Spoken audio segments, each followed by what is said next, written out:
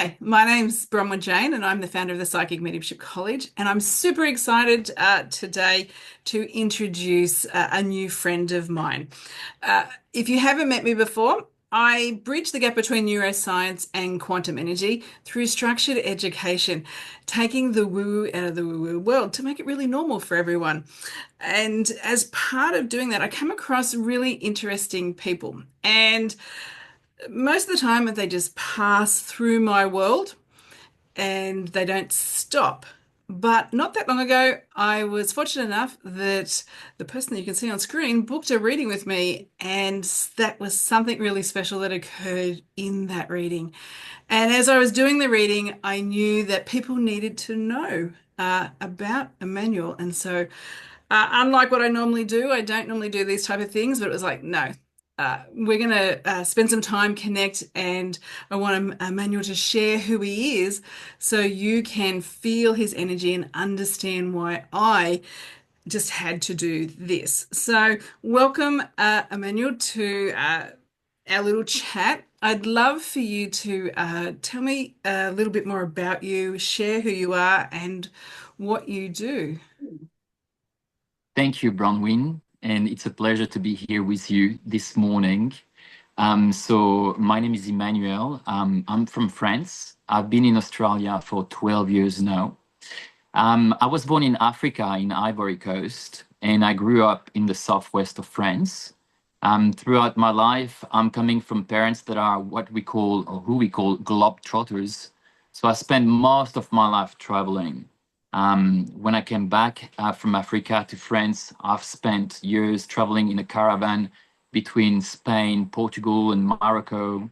Um, when I was 9 years old, my parents sold their business and they bought a little tiny sailing boat. And my little brother, my mother, my father, and I went to cross the Atlantic Ocean for about a year. So we were homeschooled. We got back from this trip, and I was 10 years old. Then my parents still wanted to do some more travels. And not long after that, 4 years later, they bought another boat in Turkey, and we went for 2 years to live on the ocean. And at that time, I had my little sister that just came up to the world, who was 3 months old. So she started her, very young life living on a boat, and that was, absolutely fantastic. So from a very young age, I was exposed to a lot of different cultures, and I've been also very good at learning languages. Being very young, when I was 9 years old on the boat, I had to speak English and Spanish with most people. So that became two of the languages that I was very good at. And then when I went on that second trip, I lived in Turkey for nearly a year. So I spoke Turkish, and we went in Greece, so I learned a little bit of Greek, and we went in Italy as well, so I learned a bit of Italian. And then throughout this, beautiful youth that I had, thanks to my parents, um, I kind of wanted to get back into the normal world, how we call it, because I was always homeschooled. I was never with my friends. So I went and did a business school, just because I thought that that would help me in the future. So I went in Bordeaux and I did a master in international trade and marketing. But before going into that, I'd like to say that when I was 10 years old, something shifted that made an incredible change in my life. Is that my parents discovered a meditation called Vipassana, which is essentially a technique that was taught by Buddha 2,500 years ago, where you go for 10 days and meditate by yourself, man, woman separated, and it's in silence. And so when my parents started to do this type of meditation, it completely changed their life, and obviously it changed our life as well. So, from the age of 10, 11 years old, we didn't have TV at home anymore. We had to read and, play music. And of course, we didn't have any meat as well. So I was exposed to meditation when I was 10 years old. So it was, I was a very, very different kid from the kids that you see normally. And I never had like really stable friends because we were always traveling. And then, I wanted to do this business school afterwards to have a little bit of, kind of like some grounding, and also having, a master that will help me to, do some, get some proper job in the future. So I moved to Australia in 2013 on the 14th of February. And I've been here for 12 years now, just a bit over 12 years. I created a company, a trading company called EGDC Trading, which stands for Express Global Distribution Center. And what I've been doing is buying from Australia and buying from China and exporting to New Caledonia and Vanuatu and some of the Pacific Islands over there. So I've been running a $1 million business company since 2019 now. And it was always a goal of mine to be successful with finances, but it was never my life purpose. So that's a little bit of my story until here now, and talking together. 10 years old, being introduced to meditation, particularly a silent meditation, would have been an interesting experience. I don't know many 10-year-olds that could do that.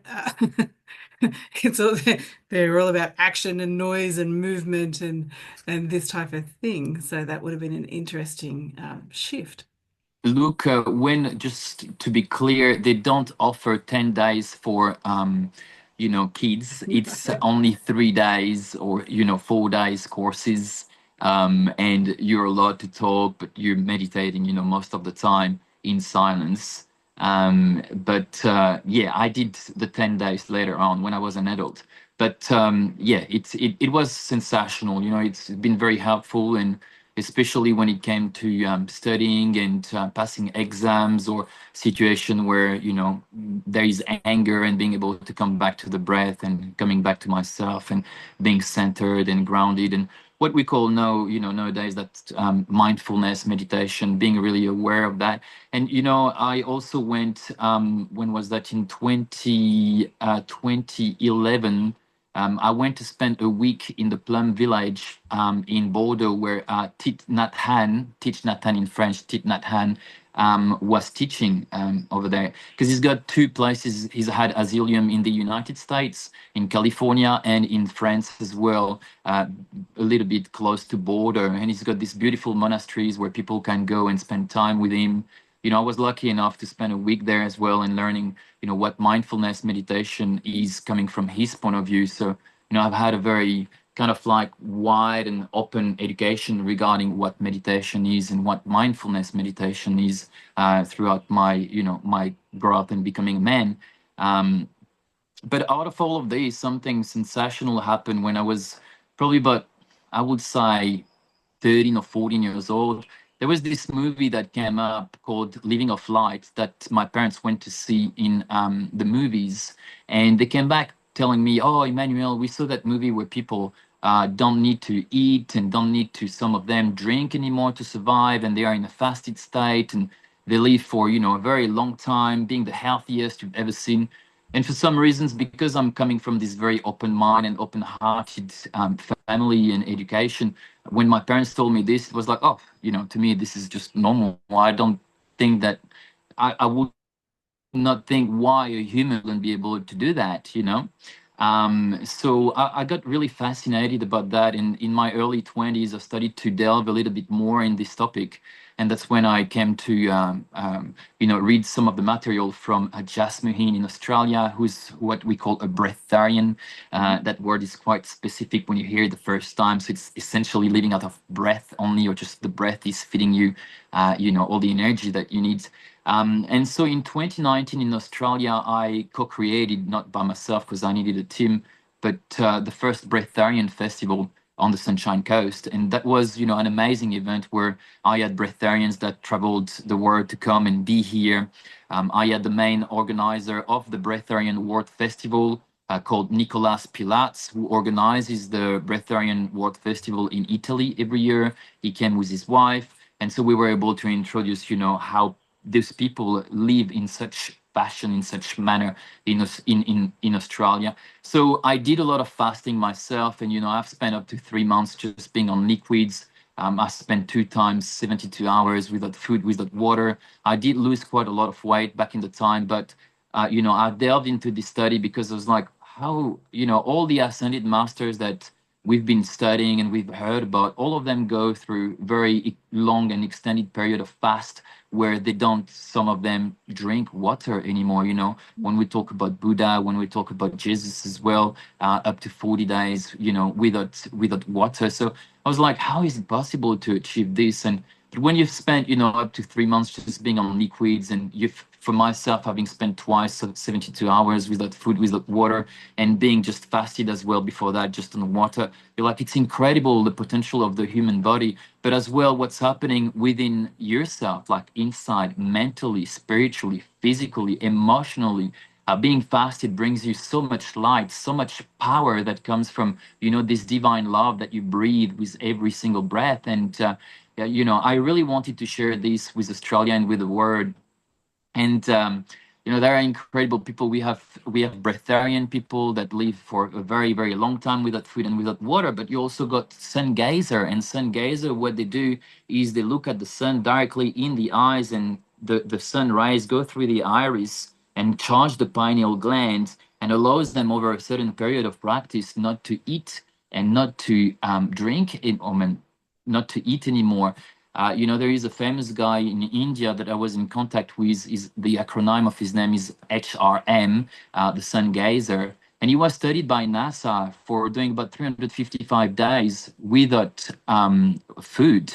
And they were looking at how they could send people on the moon and then not feeding them. And so that's why they were very interested in studying HRM. And I spent quite a lot of time talking with HRM as well. I went into sun gazing myself, and I still have my diary here for all the time that I've been watching the sun into the eyes through the iris, sometimes up to 35 minutes in the morning or 35 minutes at night during sunset, because you can only do this in the morning or at night time, otherwise it will burn your eyes. So you've got to That's be right. very cautious about that.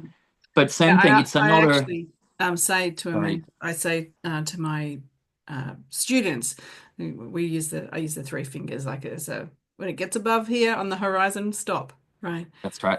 We stop. And for exactly what you're saying, that the impact, well, one, obviously it helps with sleep, but it also is that, if you're seeking to be more enlightened or more connected in a spiritual way, it's definitely sort of like get up and as soon as that sun comes up or as it's coming up, be out there and expose yourself to it. The myths and stories around the sun being dangerous for us, they really are myths and stories. Uh, they really are. And we have to, as people on an awakening journey, even contemplate were we told these things, particularly when we know that it, makes us more aware. It has all these positive effects on us with our pineal gland. There's a motive there for it, and we've gone along with it. But as awakening people, we should question. That's the whole point of it. So, and when you were talking about the fasting, true, like the human body, if you are ill, starve it from the things that are feeding the disease, and it will reset. It's what it's designed to do. So if you have the water, fasting and being on water or similar, the body gets to do what it's supposed to do, which is reset without being influenced by the poison that we take in. That's right. That's right. And what I wanted to add as well regarding the sun is that so the practice works with doing 10 seconds per day and adding 10 seconds to 10 seconds to 10 seconds. And after 3 months of practice, essentially, you will completely heal your eyes. So there are people that have gone through this practice that wanted to get into the army to be jet pilots, and they were not able because of eye impairments. And so they will go through HRM, and he told me this firsthand. And then they will do the practice for up to 3 months. It's cumulative, huh? So it's not going to be 3 months straight. It might be over a year. You'll have this 3 months of cumulated 10 seconds, which leads something to 3 minutes, something like that, per day that you got to watch. And then they will go back to do their military test, eye test, and they will come back having 5 out of 5 or 10 out of 10 on each eye. And so that was sensational. I had my mom coming. That was probably about 6 or 7 years ago, and she's wearing glasses to read her books at night. And she started to do some sun gazing with me for a couple of weeks. And then after the second week, she was like, "Oh, I don't need to use my glasses anymore when I'm reading at night. Like I feel my eyes are much sharper than what they were before." So, it's definitely healing the eyes. But if you look at, our society at the moment, there is a big push that's been about being protected from the sun, and a lot of people wear sunglasses. And somehow, some people have said that a lot of rise of cancer are linked with wearing glasses, because those UV lights that we're getting through the sun, through our eyes, are actually excellent for our health. And they are fighting against cancer. Whereas if you do keep sunglasses on and not get that sunlight in, you're more likely to get, some cases of cancer as well. So, for example, myself, I haven't worn any sunglasses since more than 7 years. Like, I do know about this, and since then I was like, okay. And I got very bright eyes. So when I'm going onto the beach, there is this big reverberation, and white sand reflected on the sun, with the sun. It was very hard growing up. I would always put sunglasses on. But since I'm aware of this now, I'm completely fine. I can go anywhere. My eyes are really sharp eyes, and the brightness doesn't bother me anymore. So, yeah, it's very interesting. And, I do recommend anyone to go and have a look at HRM on the internet, because he's probably, the main person, the pioneer and the reference regarding sun gazing. And for, breatharianism, people should go on breatharianworld.com and have a look at, the thousands of people that are now breatharians that are interviewed, that you have a lot of, material to study from all around the world. I was just hearing the other day about this Russian fruitarian that's now being very, very famous because he spent like, months without food and without water as well, but it still eats fruits. And so the way that it works through the different stages of diet, it's like we say that we are omnivores, so we can eat everything. Then you move to the stage of being a vegetarian, and then from the stage of being a vegetarian you become a vegan, and then from becoming a vegan you become a raw vegan, so you just eat raw food.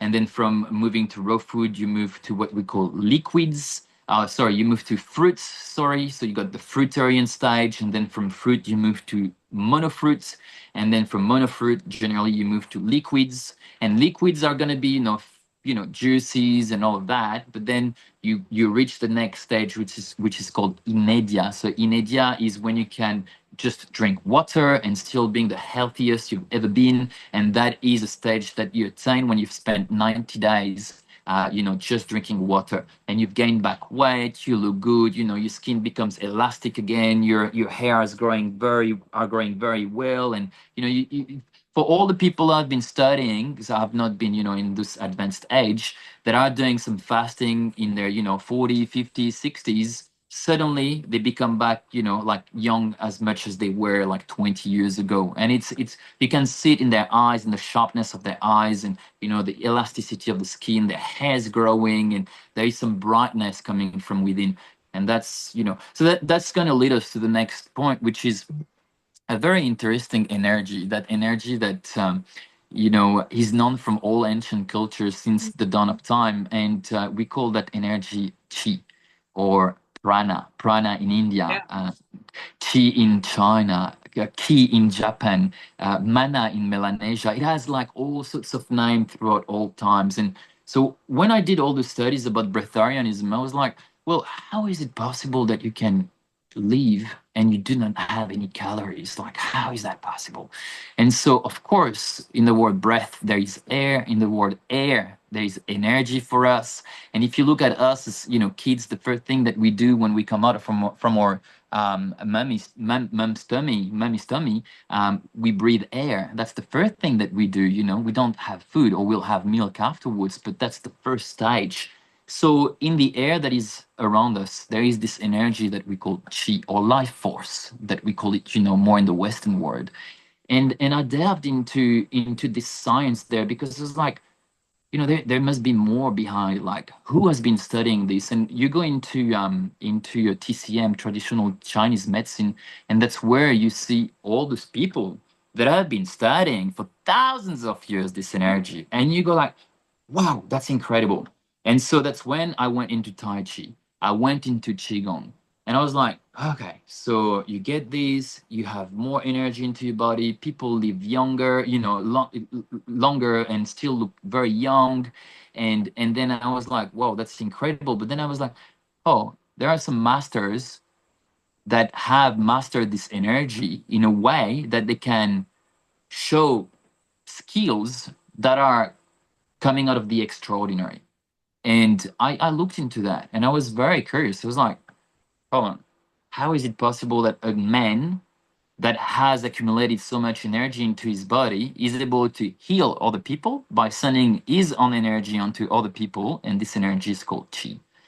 And so that's when I discovered a fantastic and pioneer master called Robert Peng. And Robert Peng is incredible.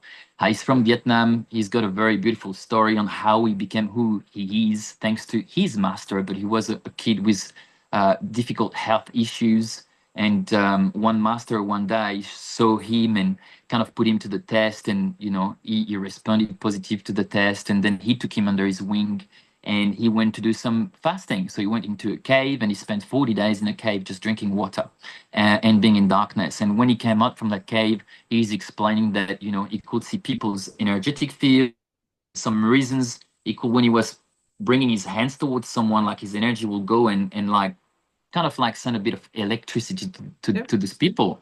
And so, Robert Peng became Bob Hawke's Australian Prime Minister doctor for many years. And you can see videos on YouTube where you see Bob Hawks being healed by Robert Peng, and Bob Hawks is with his wife as well, and Robert is sending chi energy into Bob Hawks' body and throughout his wife as well. So you see like these people that have such kind of skills, and we call them zapper. Zapper means being able to send out this chi energy in a very concentrated way to be able to go through people's meridian points. And it's essentially the acupuncturist, the meridian acupuncture, that's what they use. And they're able to unlock certain places, certain energetic field into the body of people. So I was fascinated by that, and I started to study from Robert Peng. And then I was like, wow, incredible. So I delved into more research, and that's when I discovered someone called John Chang in Indonesia. And John Chang is someone that was discovered by Lawrence Blair. Lawrence Blair is an anthropologist, and he did a series called The Ring of Fire in the 1980s. He went with his brother on a boat to record all the tribes that live on the Ring of Fire through Indonesia, Java, and all that. And he made this series that went on BBC News, probably about like mid 80s, late 80s. And one day his brother had an eye issue. They were in Java and they were looking for a doctor. And of course, back in the time, modern hospital didn't exist there. So they were recommended to go and see this healer. And that healer was able to send, in the same way that Robert Peng did, energy through his body to another person. And when Lawrence Blair saw this with his brother, they were like blown away. Like, who is that man? And so that's how John Chang became famous, because we can see him on videos doing incredible things, such as putting a newspaper on fire, and everyone's like, oh, this is impossible how he does this. It's actually just science-based. He's able to shot himself with a bullet from a rifle into his hand, and the chi energy in his hand just protects his hand, and the bullet just literally just come down, ripple. So he's an incredible man, and there are a lot of material about him. And the technique that he was studying himself is called Mopai. So it's a from Chinese lineage, and it's a very precise internal art where you bring in more energy. So I was fascinated about that, and I read books. I actually went through 3 different persons that really spent close time with him. There is an American man called Jim Macmillan. There is a Greek guy who wrote a book called The Magus of Java. And then there is an Australian guy as well, but I can't remember his name. But these people, they were martial artists, working with internal energy, with chi, and they dropped everything that was happening in their life, and they went to Java to meet with John Chang. And his other name is also Dynamo Jack, by the way. And so they were lucky enough to be among the ones that were able to get some one-on-one training with John Chang, and then they read their books, and so I went to Indonesia to meet with Lawrence Blair, and it was awesome. I interviewed him, I spent a lot of time with him, and he was telling us about all those incredible skills that John Chang was demonstrating, and I was like, okay, so I want to learn as well. And I studied to become, a student of this Mopai lineage. And I did some training for about 2 years. but that training was very, very restrictive. You had to be very disciplined, and it was very, very restrictive. And a lot of people that do not do it correctly end up having some issues at some point with energy blocked in some places into their bodies. And that could be detrimental to them if they don't have the right teacher or the right structure around them to learn. And so that's when I stopped and I was like, look, it's definitely fantastic, but I got to find another teacher. And so that's when I discovered in the United States this school called Chi Energy Heals. And that's led by a master called Shifu Jones. He's a white guy, an American guy. His story is that he's ex-military. He is the son of a quantum physicist. And he went to Japan and he met a master who was also, showing these incredible skills. And through the knowledge from his father as a quantum physicist, his knowledge of being a martial artist and the knowledge from that Japanese master is put a curriculum over 4 years where you learn more about, chi energy, how it works, how to heal yourself, how to heal others. You learn basic things such as telekinesis, turning a psi wheel. I can do all of these things now. So it was really, really fantastic for me to learn from him. It's been great. And there is a lot of science behind, a lot of There, quantum science, there which is. was, And in that, there's a couple of things. One, now I'm like, I know why I was drawn to you because I don't wear sunglasses for the same reason. Right. So it's like, yeah, my things. The and for those that are going to watch this and if they're in a reading space, the things that you're saying resonate in that space, even over and above a healing space. Because I know when you have a clear vessel, energy flows through you. Uh, it doesn't get sort of stuck, and there's a whole lot of things. And when we do readings, it's all about how the energy moves through our body and then things that happen in our brain. So there's a whole science around that. People think it's woo-woo, it's not. There's all this biology. And so going through a fasting process, and I haven't done 40 days, but I understand three. Uh, that's as good as I've got. But I also understand the process to get from three, which is the hard part, then, and what happens in the emotional space as you're kind of letting go of the psychology that you think you need to eat. All right. And so it is that resetting what you think needs to happen and what you think your body needs to. But through that process, the great realization of that the clearer the vessel, the clearer the information. And so for those that are in a reading space to be really aware of what they put into their body and how they look after it, because it is a big part of the process. But those too that in the healing, so I don't do it a great deal, I'm going to say commercially, healing the physical by understanding energy, but I do it, right?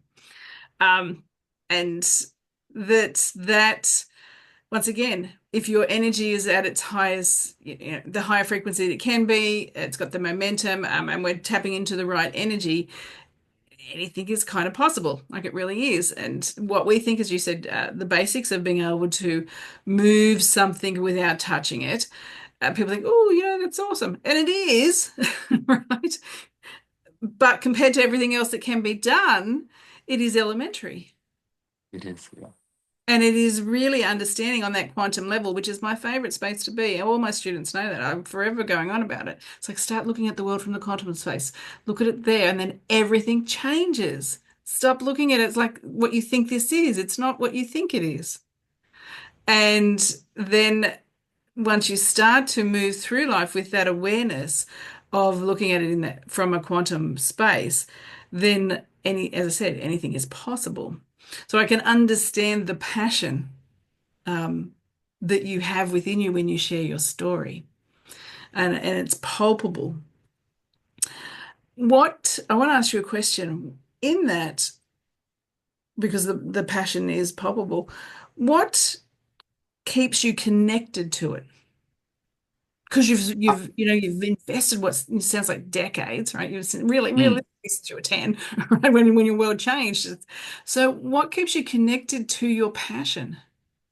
Look, that's coming from, I would say, growing up, one, first of all, being open-minded and open-hearted, but I've had two enlightening experiences in my life. One that I was an out of body experience, and another one that happened through the dream state. And what keeps me connected to that is I know within myself, in my heart, that everything is possible and everything is connected. And to me, that energy, the vessel that we are, that quantum world, all of this is connected together.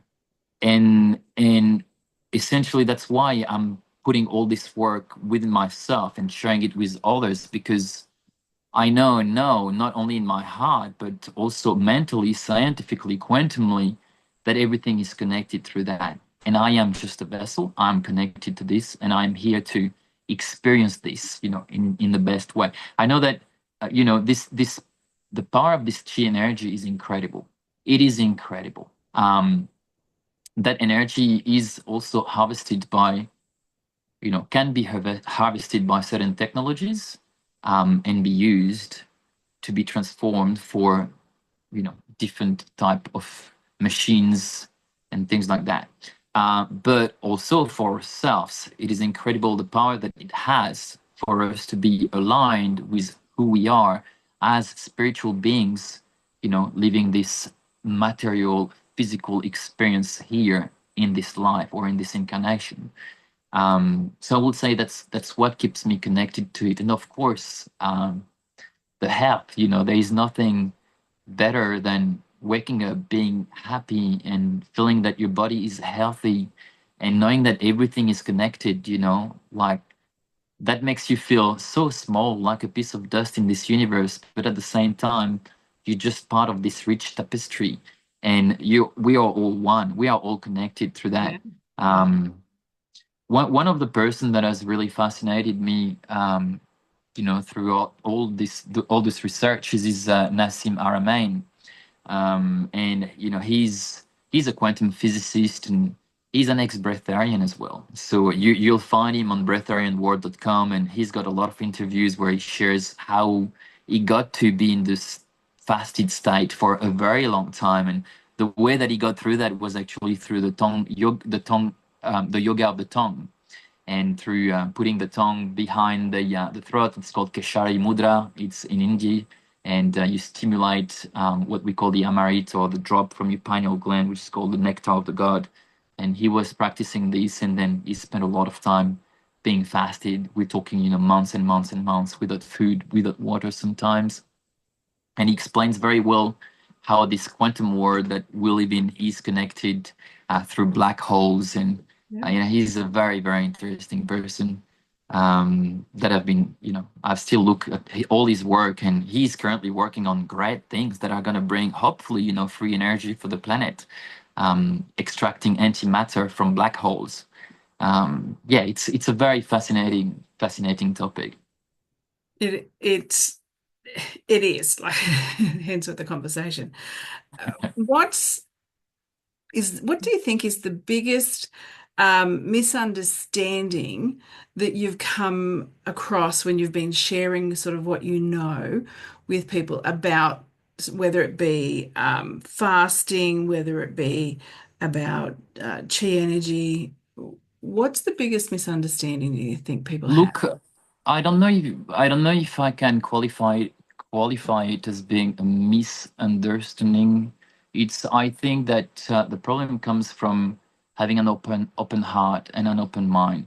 People that are connecting to these new ideas, which are not new but new for them, generally are very close-minded, very Cartesian, and it's hard for them to accept that such kind of thing are real. So I would say that the biggest problem for me when I share about these things is people close themselves up. It's too much for them to realize that it is possible, and that will literally change their reality in such a way that will be so drastic that they'd rather not move forward towards that path, because everything that they've been told and known before will have to change somehow. So that's why I say that people that come with an open heart and an open mind, like I am with my education, in the way that I am naturally anyway, it's easier for us to go through that. So I would say that the misunderstanding is coming from an issue with education. If these things were taught to us at an early stage throughout, the families, or, potentially in the future, hopefully through the educational system as being, realities, then that will create a massive shift on our planet for sure throughout consciousness. Yeah. Uh, it is, it is that programming that occurs when we're younger from society and family and community that then we think it's our truth. And it starts as very simple as, our meals, where we think we have to have three. Or sometimes we have snacks in between that. Whereas no, you don't. Uh, and it is just knowing that you can lean into it. And yes, it'll take you a little while. It might be a little bit uncomfortable initially, like for a couple of days or whatever, but then it stops being that. And you get to experience consciousness and what's available from a whole different vantage point when you are not focusing on, I'm going to call it a whole lot of things, like, even eating. What shifts in your body, you don't really appreciate. The information that you can access when you are clear. And we don't necessarily even think about what we put into our body. We get one, right? But you would think that we get many the way we treat it, but we get one. And quite often we loathe it too sometimes, but we don't acknowledge that all it is a depository of your history. That's what it is.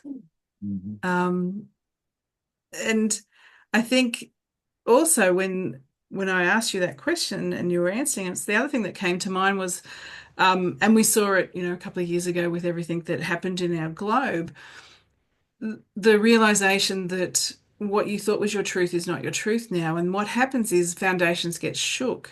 People's foundations of what they built their life on or built their belief systems on. And that's really hard. And so those that are brave enough look up. That's what I was saying. Like those that are brave enough is like looking up. It's like looking, don't look at your phone. Like you've actually looked up and experienced your world. And those that are not ready, keep looking down Mhm. because they're not ready because it's easier to look down. To stay in what feels comfortable because you don't want to be uncomfortable and grow, that's easier. Growth is uncomfortable. So you've got to get used to being uncomfortable if you want to grow. And if you can't say, I want to grow and then do nothing about it, it's not going to happen for you, whoever you are. Like it's just not. And so same like if you have frustrations, like things aren't kind of happening exactly how I want to. It's like get excited about frustration because it tells you a breakthrough is about to happen because it always happens just after the frustration. So we're in this space, which is really awesome because there's a whole lot of people are going to look up again. New people that are going to go, like what happened a few years ago. And that's really exciting. Mm. Yeah, we're up to some incredible changes at the moment, and I've done thousands of hours of life coaching through the Landmark Education and the Life Coaching Academy, which I'm certified as a life coach. There is one thing that we learn as a basic through human nature is that we tend to say, "I'm right, you're wrong," and getting out of our comfort zone is something that is difficult, but that's it. It's the only place where change is happening, getting out of your comfort zone. And that's when breakthrough happens. You go through breakdowns, but you have to go through breakthrough after getting out of your comfort zone. So, I would encourage, of course, anyone to get out of their comfort zone. But the people like, you and me and all those truth seekers that are kind of stepping away from the normal way that we've been told things, where we're here to change or agitate the consciousness of others Yeah. because it is needed. And the place where we're all heading to in this very close future um, is amazing. It is amazing, and it's a world where I like to say everything is possible. It's not that I only like, is I know, I believe inside my heart that everything is possible. But to get through that, we got to have this open mind and this open heart, and we got to get out of our comfort zone and go through this breakdown to be able to reach the breakthrough. And the breakthrough, somewhere, somehow, we can also call it an enlightenment, you know. And we're going back to the word light, you know, and the word light is the light that is surrounding us, the light that is within. Mm. It's also the light that we breathe in, you know, through the breatharianism. Um, a lot of people are like, well, how breatharian are able to live and not eat a pizza or not eat cheese or not eat these things, you know? Well, we call it the breath of light, but it's also called the breath of love. Because when you breathe it in and you're so connected to the air, the way that you feel is so good. You feel so content, so filled from the inside that you do not need anything from the outside to feel what's happening inside. And that's the beauty of it. And I have a point of reference for that too, because when I think about a spiritual journey, which is the way I would describe exactly what you've done, but it's around a different theme. For me, it's that like when I teach people, or even in a reading space, but predominantly if I'm teaching someone, they will come to me for this technical skills. Like that's generally why they arrive on my doorstep, for the technical skills. But the magic that they don't expect, I call it's like the bonus gift, gift with purchase. The bonus gift is that this they connect back into who they are. They remember who they are rather than the labels and everything that's been projected on them through life. And so they connect back in and remember. And sometimes their consciousness might change. There's a bit more of a remembering of their consciousness because we all have the same consciousness. It's just we remember it at different rates and this type of thing. So, but the reason why I do what I do is because that when you peace that you feel, the serenity that just fills every cell that you have when you fully embody one who you are, but also this spiritual aspect of you. It's it's addictive in a way because it feels so awesome. It's like, oh my God, this is like better than any, substance that you could take. And it's just, and all you've done is connect and to who you are. And we're so disconnected, some of us. And it's like, and it makes me really sad if I think about it, that it's like how many people that are just kind of going through life and they're not enjoying it. And it's because they're disconnected from themselves. And as I always think of, part of the purpose of incarnating now is yes, to do what I do and what I've created and all the things, but it's also to show people, lead people, guide people, whatever the person needs, so they can come back to home, which is in here. So you can, it's like, I just want you to feel what I feel. It's like, I just want to give you that however I can give that to you. Um, and I wish I could give it to everyone, but it's like, that's what it's just like awesome. Guys, you need to feel this. It's fabulous. And I get the feedback often from students and they're like, oh my God, like this just feels like so great. I go, yeah, I know, I told you. It's great, isn't it? So it's a different way of getting there, but the energy and what it feels like sounds the same type of experience. Mm, mm. Yeah, well, we kind of always seek out what's missing, and most of the time, people like you and me that have had these enlightening experiences, we've realized that we always had all the answers within already. So we just have to connect back to ourselves. I remember my first out of body experience that was in 2009 in 2010 in Poland, in Poznan, and I literally went out of my body and went through out the planet, and I went through different layers of, I could see them as filters of knowledge, and a lot of things were included in that throughout, hidden histories and spirits and consciousness of the planet Earth. And I went into this beautiful place, and it was void. It was beautiful, but it was a void. And in that void, I felt like I was home and I felt so good.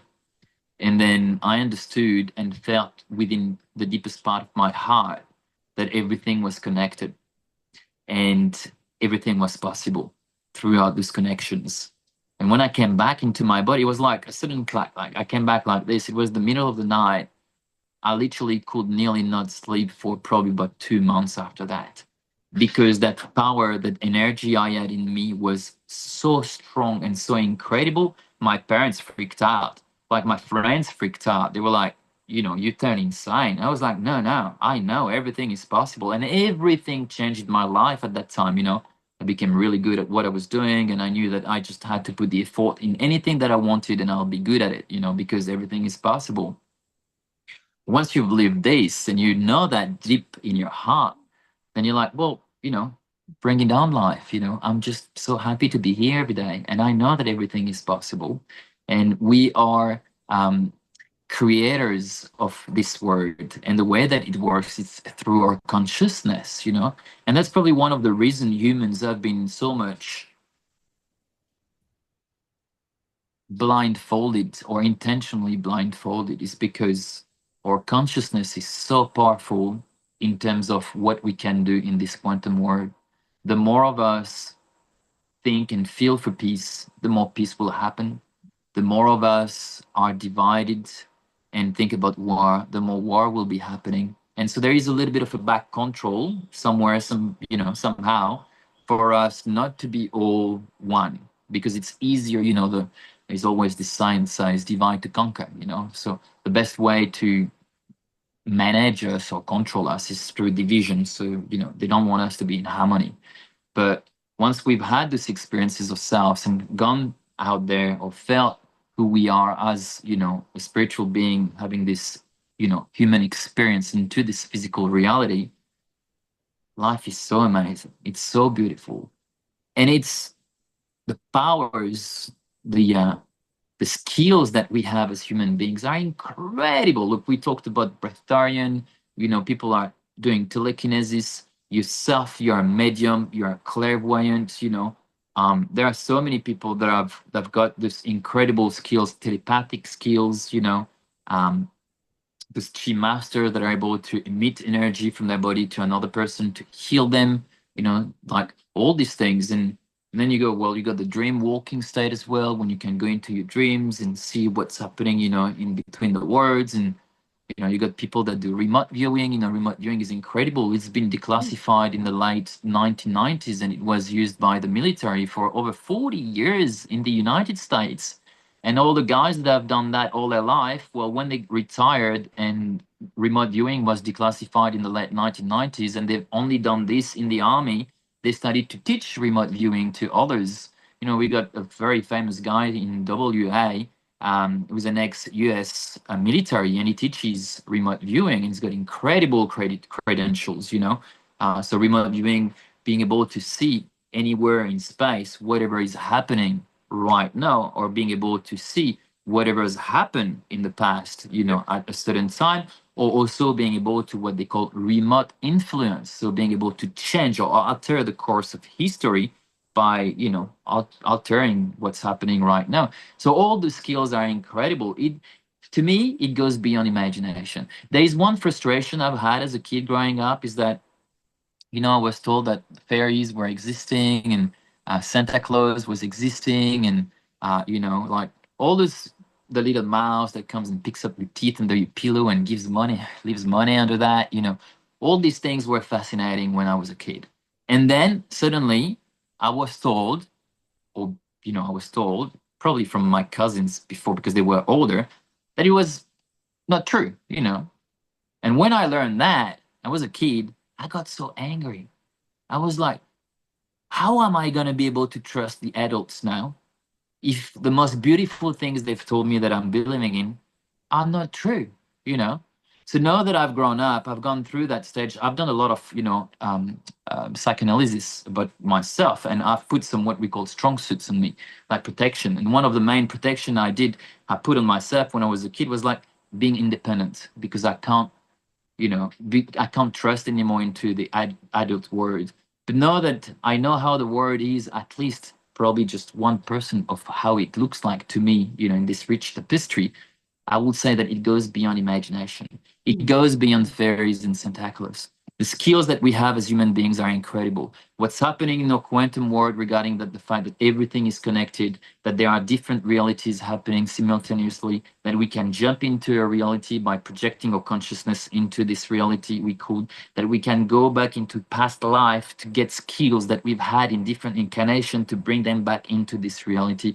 What's happening into space with all these planets that are around us, and potentially galactic brothers and sisters out there. It goes beyond imagination, and all books written by humanity since the dawn of time. You cannot even fathom the Yeah. potential and the beauty of this world that we live in. Yeah. And it is really, for me, understanding uh, in that quantum space, because that's where everything is possible. Right? That's if you want to call it, like if you want to keep it really simple, that's almost like that's where the building blocks are, even though there's not building blocks, but it's like that's where the thing happens. Uh, and so for someone to wrap their brain around this, if it's the first time they're kind of listening to it, it's like, first of all, just understand particles, understand how they can be influenced. Start at baby steps. Right? So we're going to do baby steps first. Uh, understand uh, the various experiments that have been done to demonstrate what we know to be true and even what we practice, intentions and manifesting and things like that, that it's not woo-woo, right?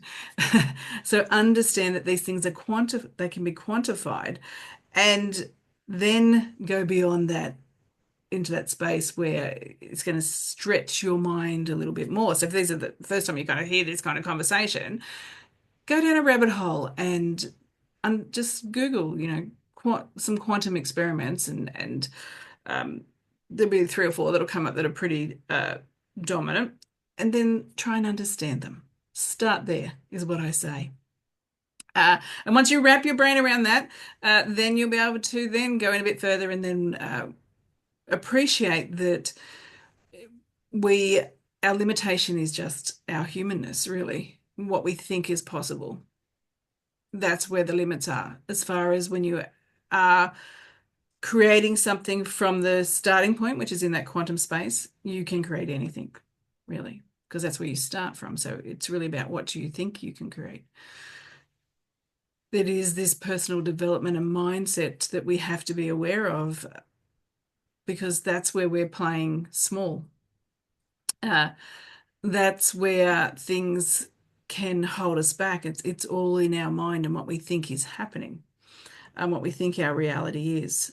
And because whatever we think our reality is what it will be. And so it's just having that awareness around that you're creating your experience. And so if you don't like it, or it's not what you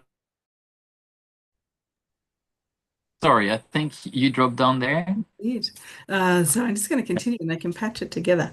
So if you don't like your experience, you don't know like what you think your life should be, then choose something else, because it is your intention is going to be part of what you experience. So it's about choosing something else rather than settling for what you're experiencing.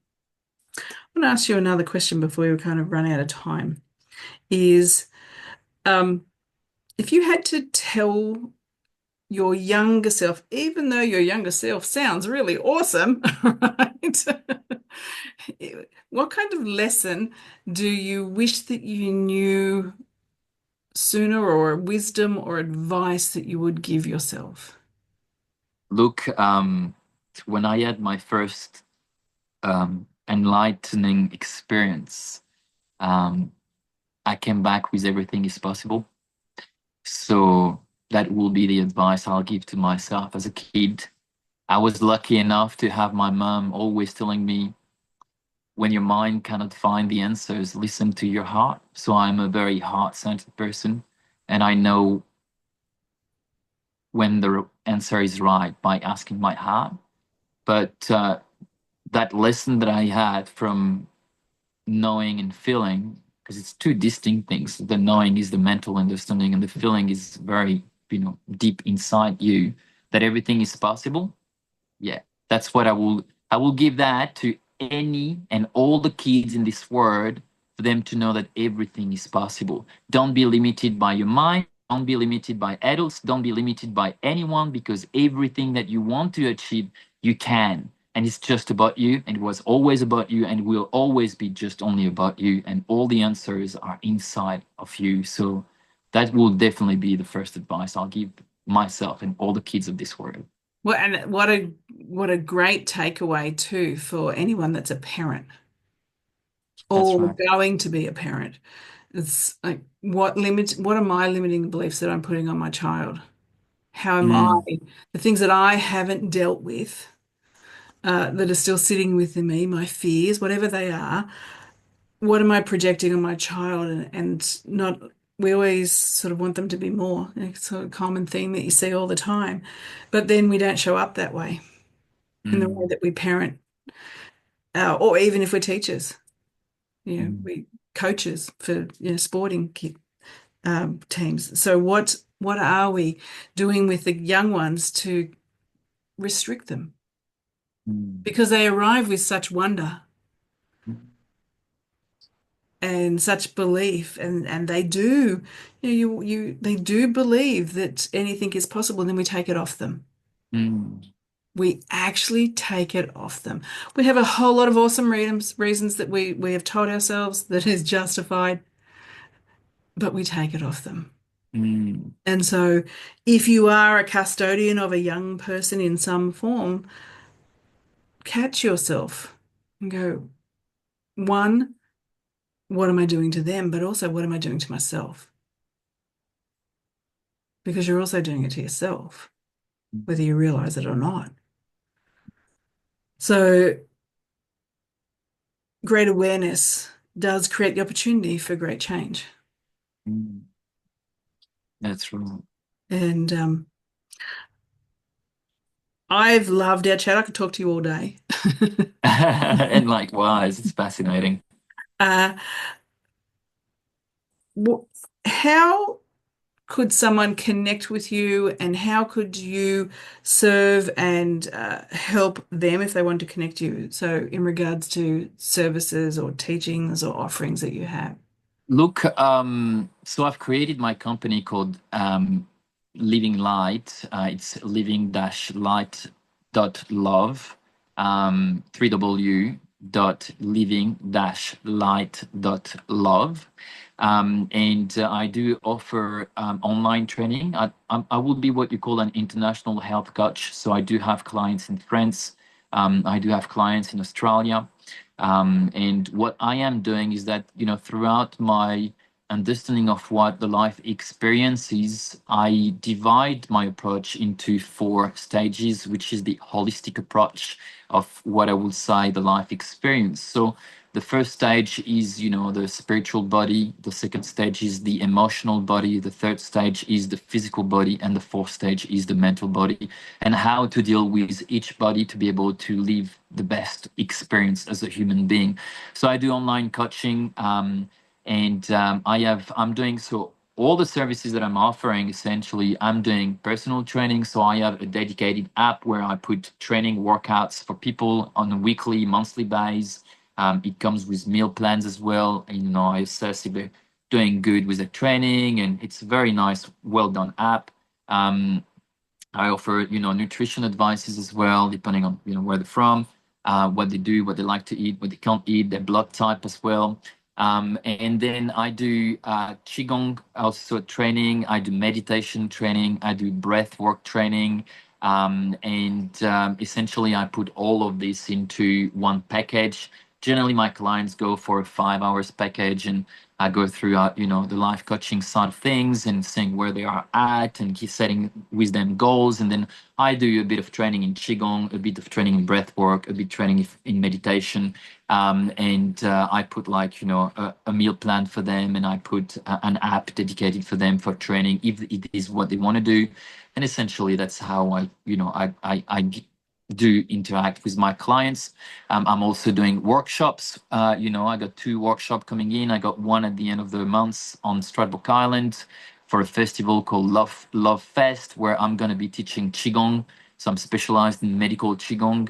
And then I got another event at the end of June, from the 19th to the 22nd of June, where I got two Chi masters coming from, one from Malaysia, the other one from Singapore, that are, in their 80s and can demonstrate incredible skills. But I've got one of the most amazing knowledge regarding Chi energy that I've ever seen. And they are, true living masters that move around the world to share the knowledge. And probably a few more workshops coming by the end of the year, but it's not certain yet. So that's essentially how people can, connect through All me. on your website? Everything is on my website, Okay, great. absolutely. So I'm going to put And all your details in like below the video, so everyone will be able yeah, to find everything to connect with you, your services, and feel your energy, which I think is important for them to connect in that space. The For me, when I listen to what you offer, and I'm like, okay, who would be the person? And there'd be all kinds of people that would benefit from what you do. And it would be anyone that's just seeking health, right? So it could just be as simple as that. Um, but I also those that are seeking something deeper, something more, um, I'm going to call it spiritual clarity. If you're in a spiritual space and you're wanting, whether you are in it professionally or you're just stepping into it, get baby steps in there, you're just beginning, and you want more spiritual clarity. This is as you said, it's four layers, like it's a multi-layered approach. And so those that are in that space would really benefit from connecting with you, because one of our challenges when we are in a spiritual journey is letting go of the baggage that has come through life, and you let go of it in a physical form through the body and health, but also through, those connections that are going to occur, even in those deep meditations or breath work. There's amazing moments that can occur in that space. And I would imagine that under your guidance, that would be definitely something that would show up pretty easily. So if abs- anyone sort of connects into those words in any way, then I encourage you strongly to connect with Emmanuel, whatever way you want. Thank you very much, Bronwyn. And look, I will also say that we've covered some incredible, extraordinary topics today. But I've had, a session with you, a reading with you, and it felt amazing. And, I kept crying and my heart was feeling completely melted. And so it was amazing. So, in the same way, I would recommend anyone that is looking, for mediumship advices to go through you, because you're definitely an incredible medium, and it was a great pleasure to meet with you and do this session, and now doing these talks together and trying to shift a little bit the consciousness of people agitated a little bit, and being here as guides as well, because there's so much changes happening on the planet at the moment. There is so much information coming out that are literally challenging all our belief. Some of us are here and we've been there for a long time waiting for this time to happen, to help you out, guys. Help everyone, because that's what we're here for, to go through this transition, bridge the gaps in knowledge from places to places, wherever and however we can, and doing this with our heart. Yes. And I don't need to say anything after that. So thank you. Thank you Thank for you. your time and your wisdom. And as I said, if you feel drawn to Emmanuel, connect with him in any way. He's an awesome human.